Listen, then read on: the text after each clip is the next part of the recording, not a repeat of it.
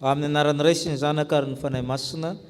Amen. Mo amintsika rehetra ny fahasoavana mba ny fiadanana avy amin'Andriamanitra raintsika sy Jesosy Kristy tompontsika. Alahady voalohany amin'ny volana Oktobra iainantsika lohahevitra hoe avaozy ny fanompoan'ny fiangonana. Ny hira fanevantsika ny horaintsika.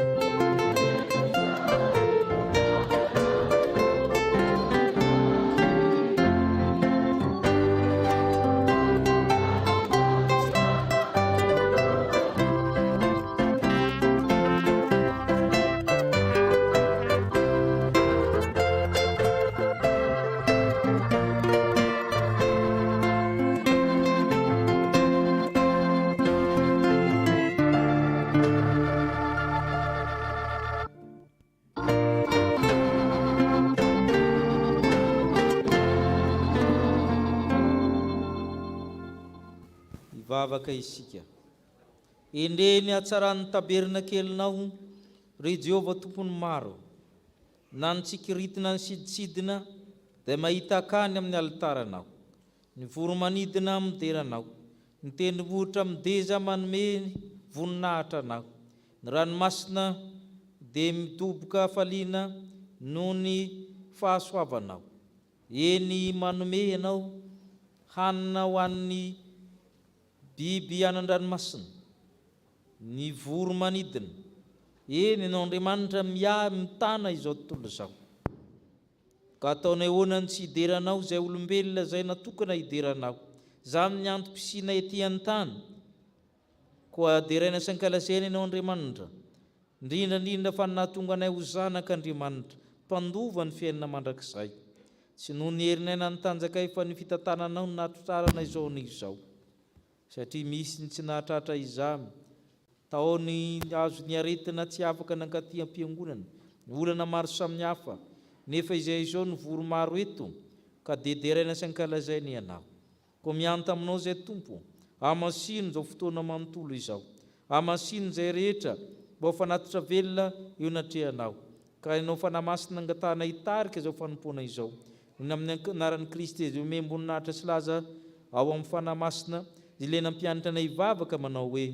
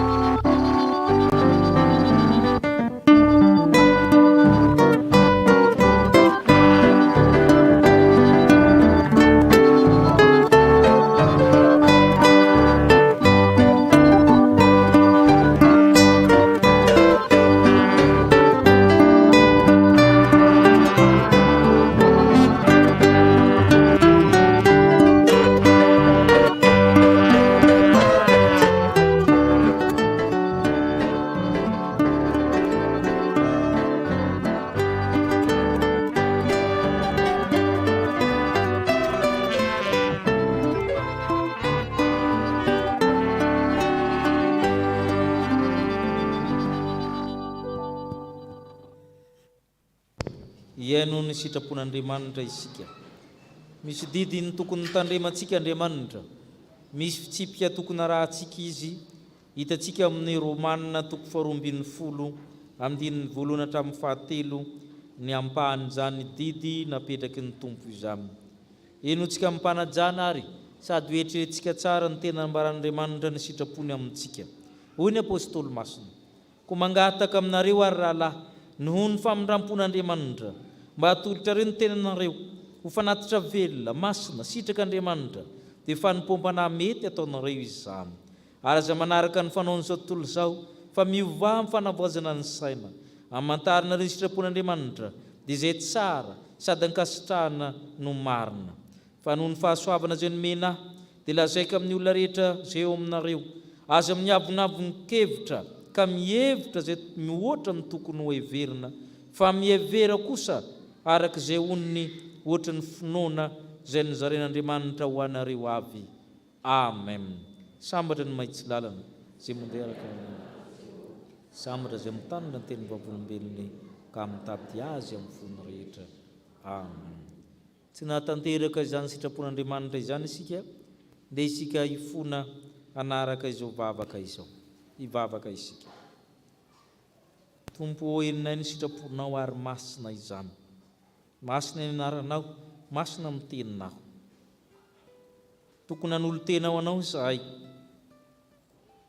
ho fanatitra velona fa tsy fanatitra maty.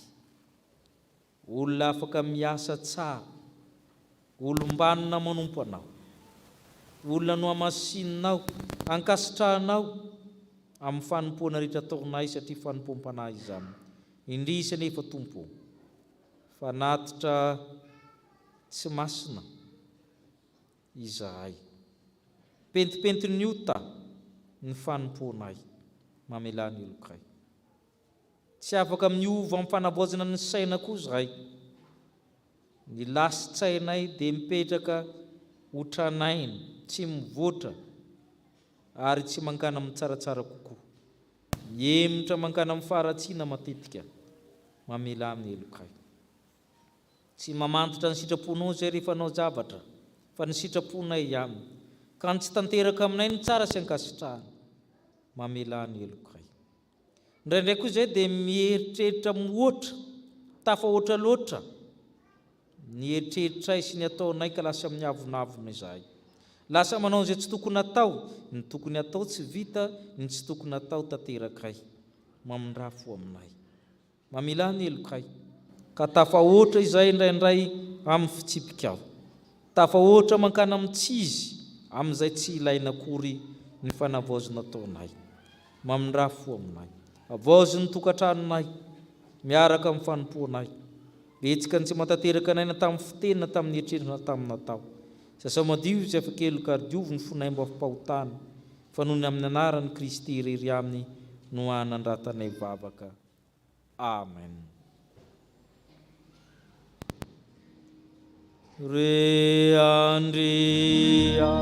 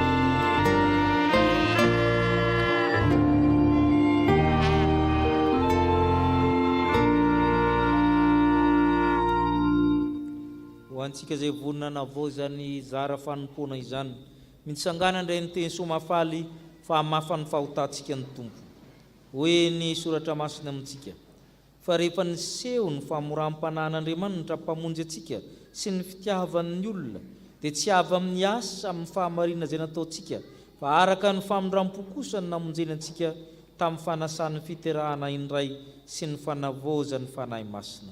Noho izany fanavozana izany ry havana dia mbara fa voavela sy voafafa avokoa ny fahotanareo noho ny anaran'ny masina samy mideran'ny tompo ianareo.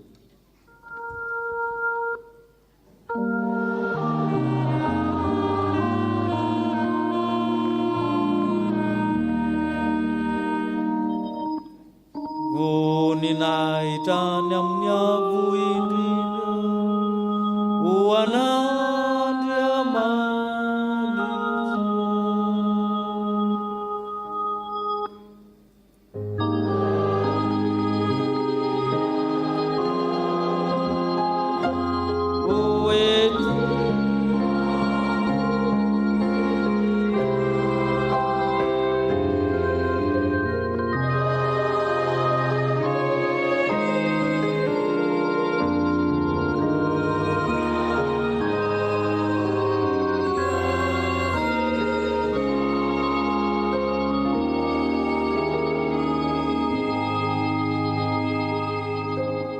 Petraka amin'ny fifaliana isika noho izany famelan-keloka izany.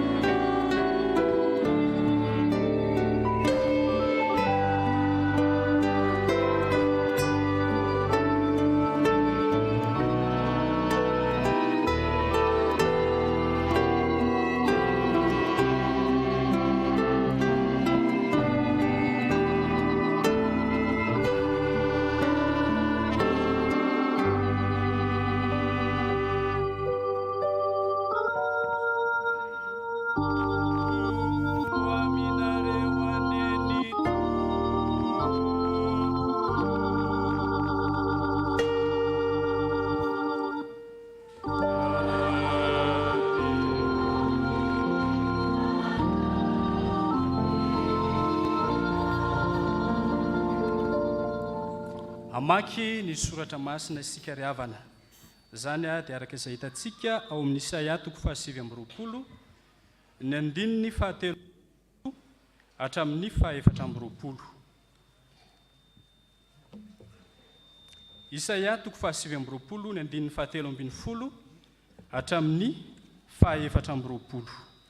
Vakina amin'ny anaran'i Jesosy Tompo izany. Aroy ny Tompo satria manatonay amin'ny vavany ity fireneny ity ary mankalaza ay amin'ny molony nefa mpanalavirinay kosa ny fony. Ka ny fahatahorany ahy dia didin'olombelona mpianarina azy ihany. Dia indrokoa mbola nao zava-mahagaga amin'ity fireneny ity aho. Dia zava-mahagaga sy mahatalanjona ka ho foana ny fahendren'ny olon-kendriny ary tsy ho hita ny fahalalan'ny mazava sainany. Lozany izay manafina lalina ny saina ataony mba tsy ho hitan'i Jehova sady ao amin'ny maizina ny asany ka dia ho izy no mahita antsika ary izy no mahalala antsika. Indre zato fahadalanareo moa ny mpanefi tanimanga va no ho heverina ho tahaka ny tanimanga ka ny natao va ilaza izay nanao azy hoe tsy nanao ahy izy, na ny zavatra voaforona va ilaza izay namorona azy hoe tsy manam-pahalalana izy. Tsy vetivety foana va dia hovana ho samavokatra libanona ary ny samavokatra ho heverina ho ala. Amin'izany andro izany dia ho reniny marenina ny tenin'ny taratasy ary na dia ny ao amin'ny maizina sy ny aiza-pito aza dia hita ihany ny mason'ny jamba. ny mpandefitra hitombo hafaliana amin'ny Jehova ary ny malahelo ao amin'ny olona hifaly amin'ny ray masin'Israely fa lasa ny olon-doza be. Tsy ao intsony ny mpaniratsira ary fonkotra izay rehetra miaro toritsaina amin'ny ratsy, dia ireo manameloka olona amin'ny teny ary mamandrika izay mananatra eo am-bavahady sy mamadika ny marina amin'ny lainga foana. Koa ny amin'ny taranak'i Jakoba dia izao ny lazain'i Jehova izay nanavitra ny Abrahama. Tsy homenatra intsony Jakoba ary tsy valuarika intsony ny tavany, fa raha ny zanany mahita ny asa ny tanako ao aminy dia hanamasina ny anarako izy. Eny, hanamasina ny ranomasin'i Jakoba izy. Ary angovotra eo anatrehan'Andriamanitra ny Israely. Ary izay mivily fanahy dia mbola azo fahalalana, ary izay mimonimolina dia mbola hianatra fahendrena. Amen.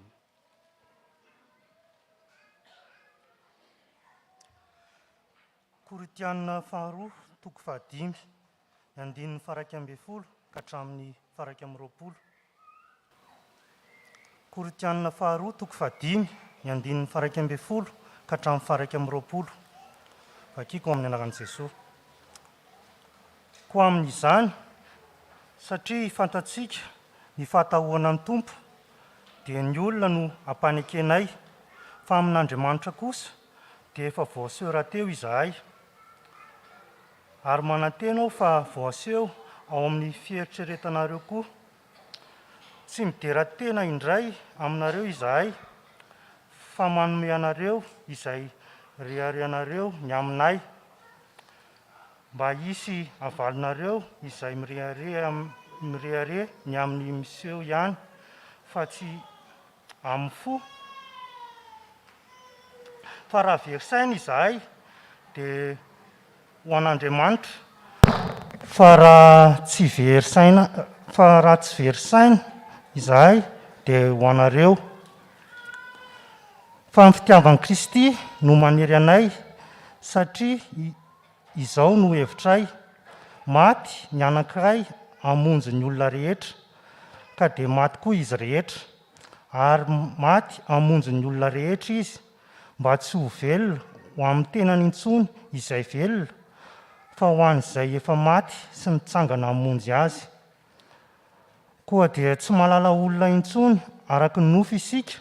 Eny, na dia ny nahafantatra ny Kristy araka ny nofo aza isika ankehitriny, dia fantatsika dia tsy fantatsika araka izany intsony izy. Koa raha misy olona ao amin'ny Kristy dia olom-baovao izy. Efa lasa ny zavatra taloha, indreo efa tonga vaovao ireo. Fa izany rehetra izany dia avy amin'Andriamanitra, izay nampihavana antsika tamin'ny alalan'i Kristy, sady nanome anay ny fanompoana fampihavanana. Dia izao, Andriamanitra ao amin'ny Kristy no nampihavana izao tontolo izao taminy, ka tsy nanisany fahadisoana. Ary efa napetrany aminay ny tenin'ny fampihavanana. Koa dia iraka solon'i Kristy izahay, toa an'Andriamanitra mampangataka anay aminareo. Solon'i Kristy izahay, ka mangataka indrindra aminareo hoe mihavana amin'Andriamanitra anie ianareo, izay tsy halala ota dia efa nataony ota hamonjy antsika, mba ho tonga fahamarinan'Andriamanitra ao aminy kosa isika. Amen.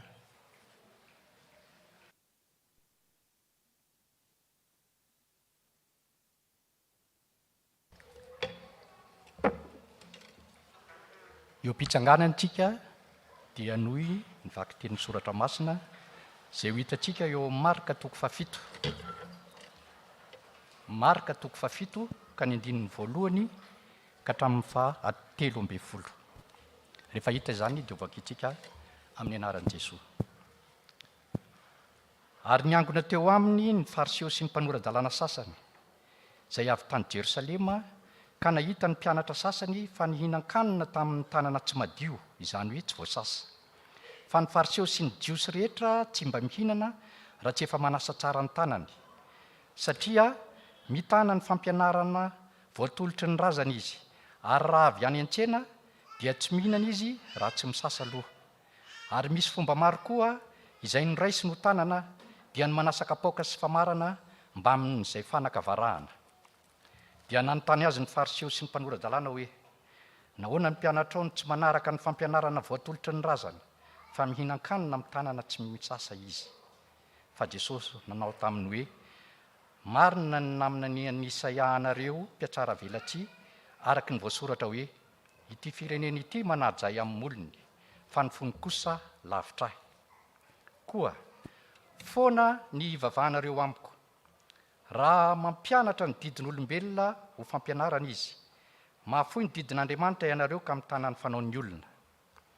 Ary eo koa izy taminy, hay tsara ny nahafoizanareo ny didin'Andriamanitra mba hitandremanareo ny fampianarana voatolotra anareo, fa hoy Mosesy, manajany ny rainao sy ny reninao, ary koa izay miteny ratsy ny rainy sy ny reniny dia atao maty koa. Fa io kosa ianareo, raha misy olona milaza amin'ny rainy na amin'ny reniny hoe, efa korbana izay hoe efa natitra ho an'Andriamanitra, izay rehetra tokony hahazoanao soa avy amiko, dia tsy avelanareo anao na inona ho an'ny rainy sy ny reniny intsony izy. Ka dia foananareo ny tenin'Andriamanitra amin'ny fampianarana voatolotra anareo izay nasainareo tandremana, ary zavatra maro mifanatahaka amin'izany koa no nataonareo. Manamasinana iny ny famarinana nareo fa ny teninao ny famarinana. So amen. Petakitsika.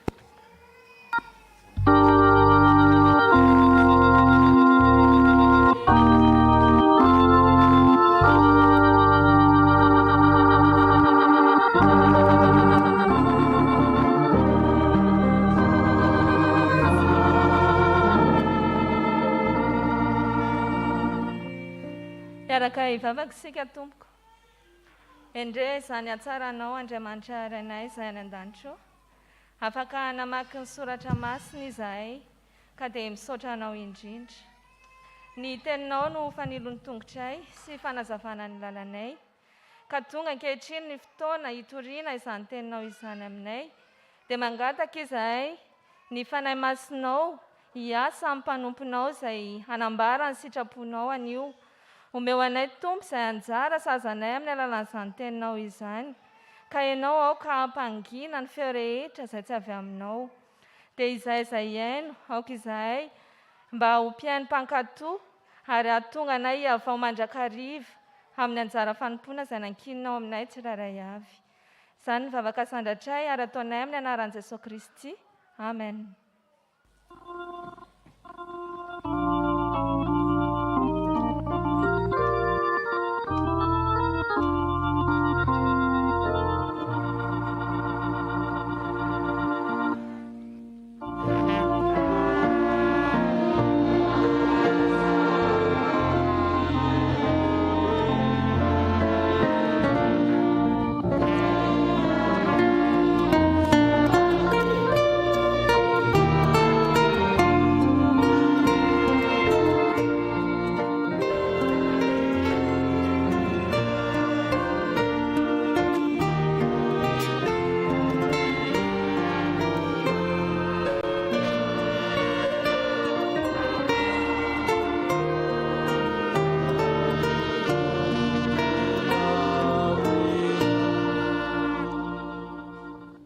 Mingavantsika azo toerana.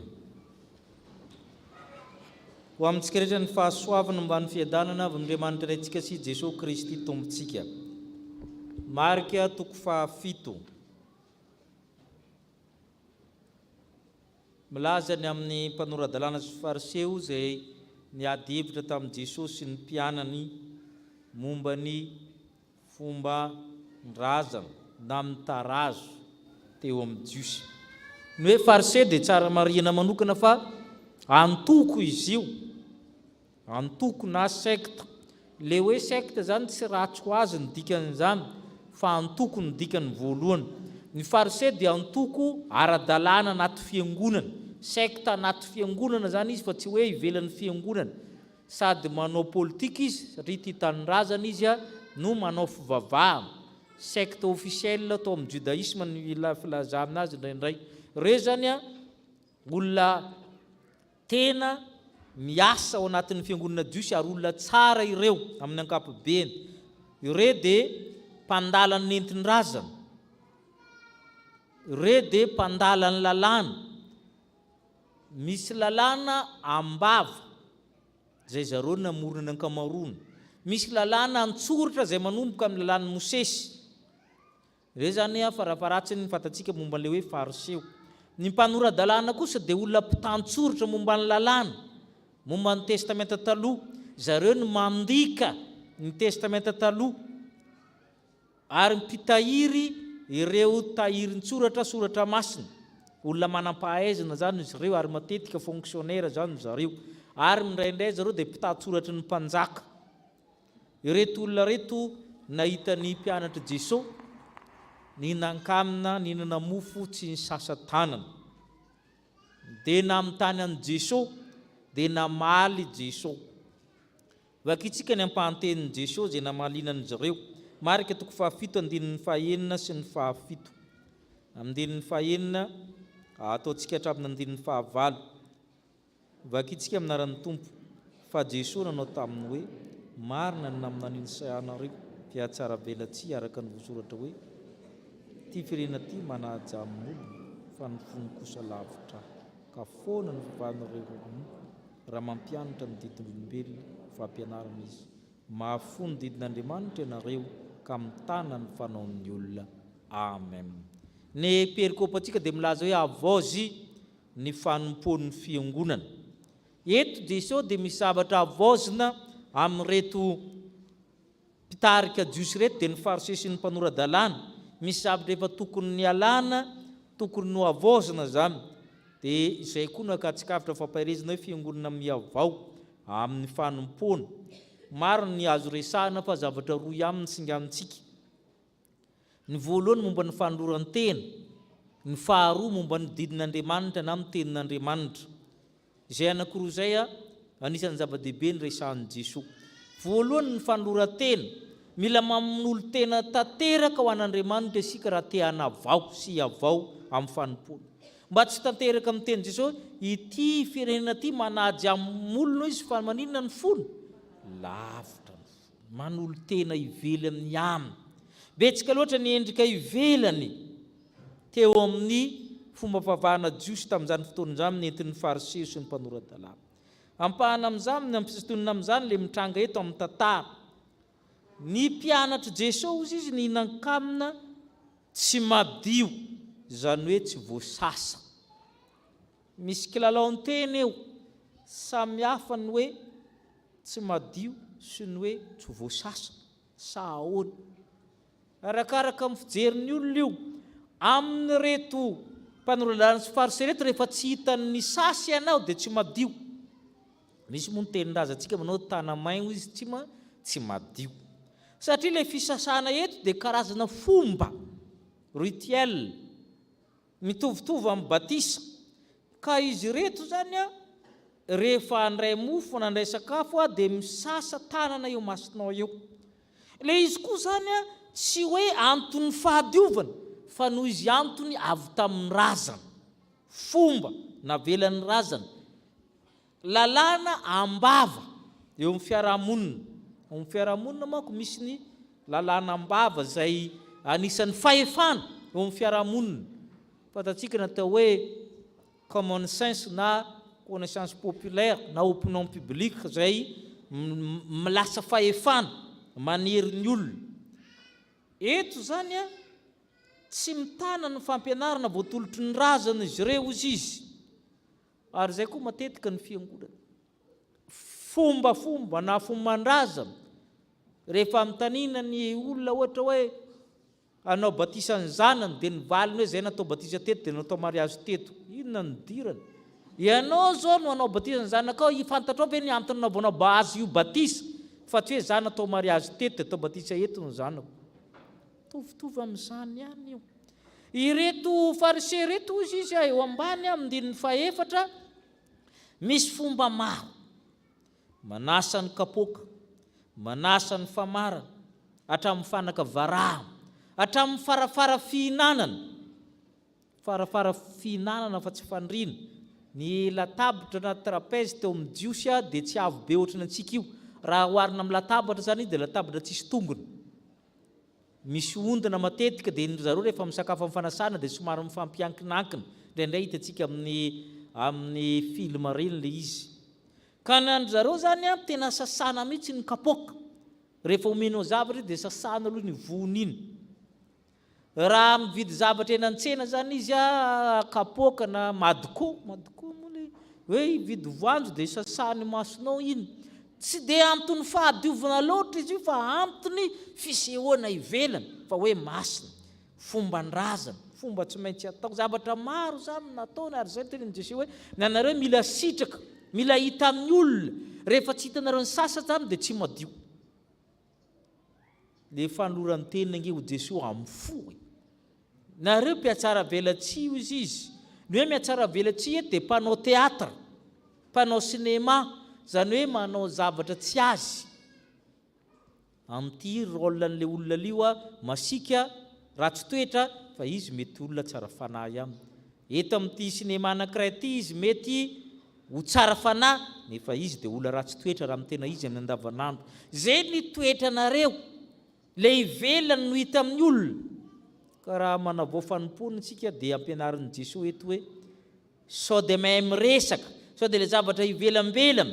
Ary ny olona tia zavatra ivelany dia zatra mitsikely. Ahoana retsy mpianatra ao retsy. Zatra mijery olona satria te ho jeren'ny olona. Mitory ambava ihany, eo amin'ny lela ihany, fa tsy manana fanoloran-tena vatana saina fanahy. Zay mahatonga an'i Jesosy manaja amolo ny fanofony manalavitra na lavitra. Ary zay mahatonga ny Paoly apôstôly mampitandrina Korintianina voalohany faharoa toko fahadimy teo misy teny maromaro resahana eo. Voalohany fahatahorana amin'ny tompo izy ny antony ampanekeny ny olona. Avy eo tsy midera-tena zahay amin'ny andininy faharoa ambin'ny folo. Zany hoe ny fanoloran-tena zany dia tsy fideraderana. Andininy fahaefatra ambin'ny folo fa ny fitiavan'ny Kristy no manery anay. Zay no manery, zay ny antony fanompoana. Ary rehefa manolo tena ianao ambongadiny fa tsy ampahampahany, tsy velany tahaka ny kapoaka ny fariseo. Fa ahoana ho Paoly? Raha misy olona amin'ny Kristy dia maninona? Olom-baovao izy, fa efa lasa ny zavatra taloha. Ary zay le fanoloran'ny tena ilay mitompo amintsika olon'ny fihavanana. Feno ny fanoloran-tena fa tsy fihetsika ivelany, tsy fomba ivelany. Indraindray le fombafomba ivelany zany ataontsika mihoatra noho ny fahadiovam-po anatsika. Dia miteny Jesosy hoe mpiatsara velatsihy satria ny molotra no tena tolotra manaja fa ny fo lavitra. Fa ny zavatra faharoa ambadiky ny teny Jesosy koa dia hoe inona no ambony tenin'Andriamanitra sa tenin'olombelona, didin'Andriamanitra sa didin'olombelona. Na mampianatra ny didin'olombelona izy dia foana le fivavahana. Mahafony didin'Andriamanitra ianareo ka mitana ny fanaon'ny olona. Satria ny fariseo manko izy tsika te misy lalàna voasoratra hita ao amin'ny testamenta taloha manomboka amin'ny didy folo. Misy ny lalàna ambava tsy voasoratra izay maro be ny foronindry zareo.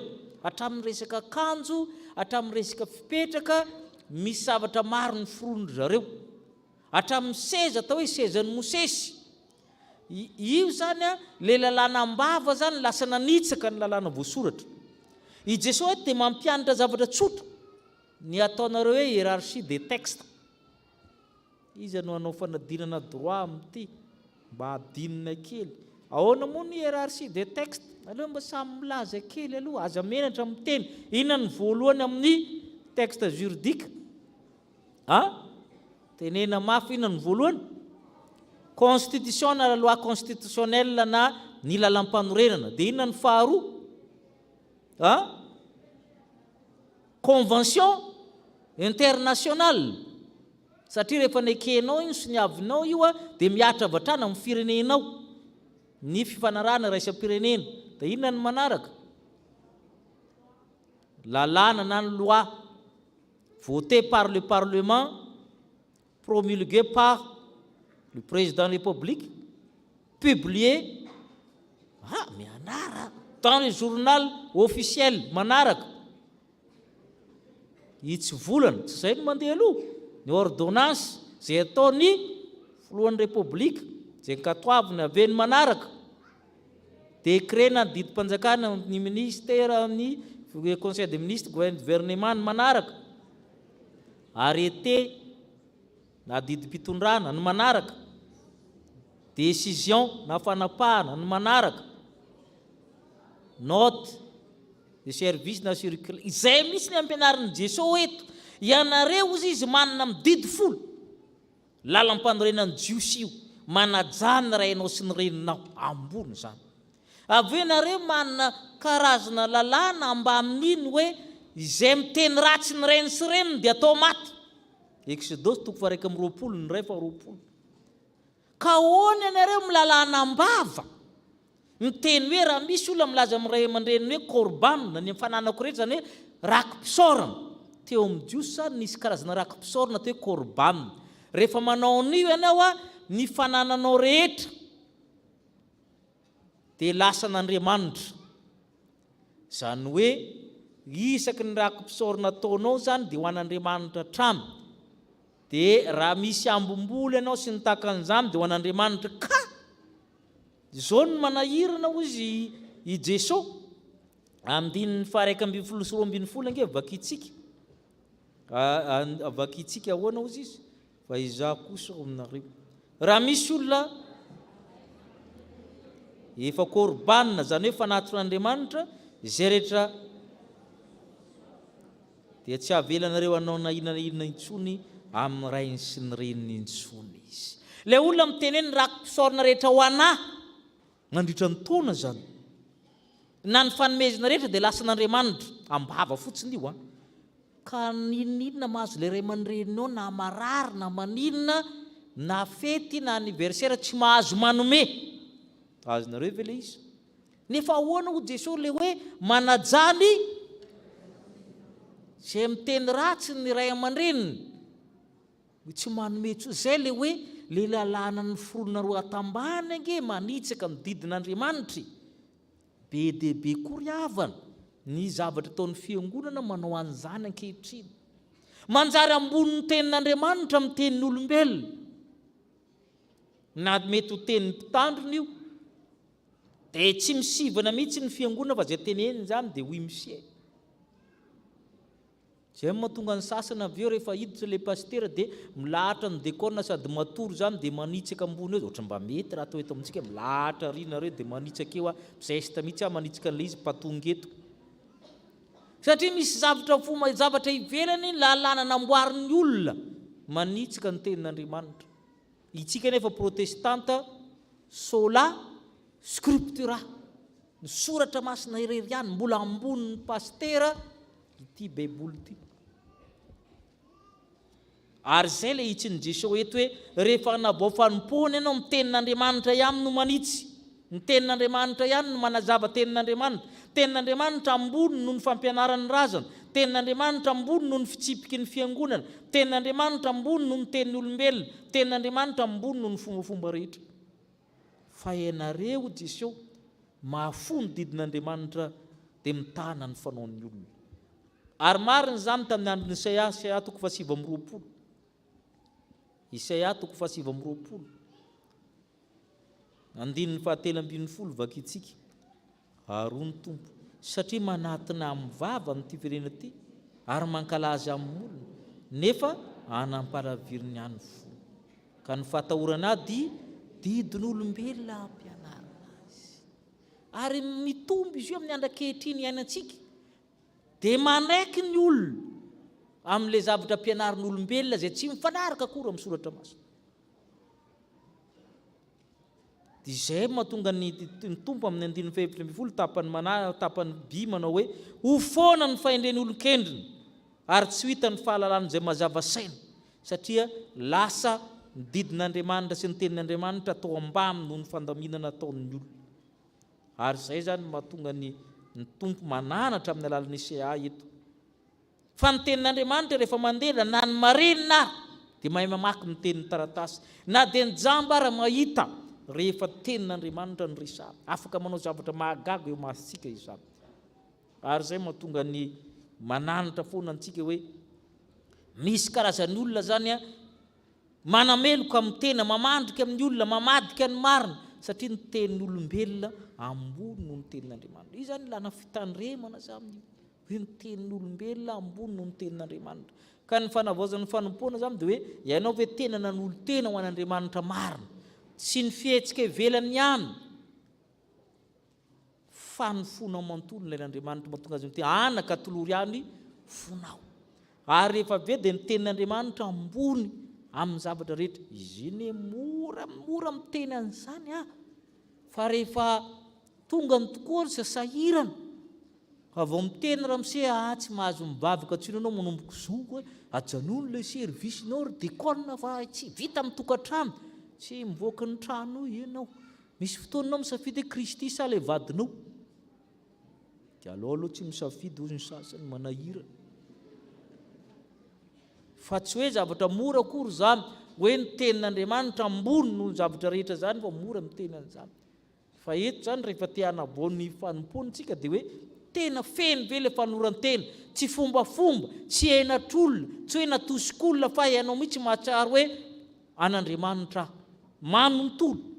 Ary avy eo ny tenin'Andriamanitra no mibaiko ny fiainako, ambony no ny tenin'olombelona izany.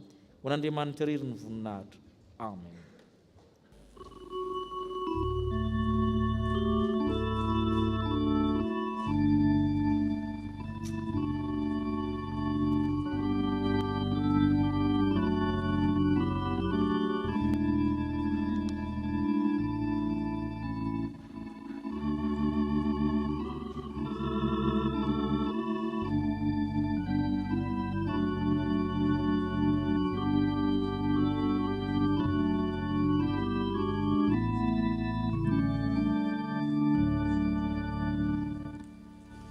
Vavaka isika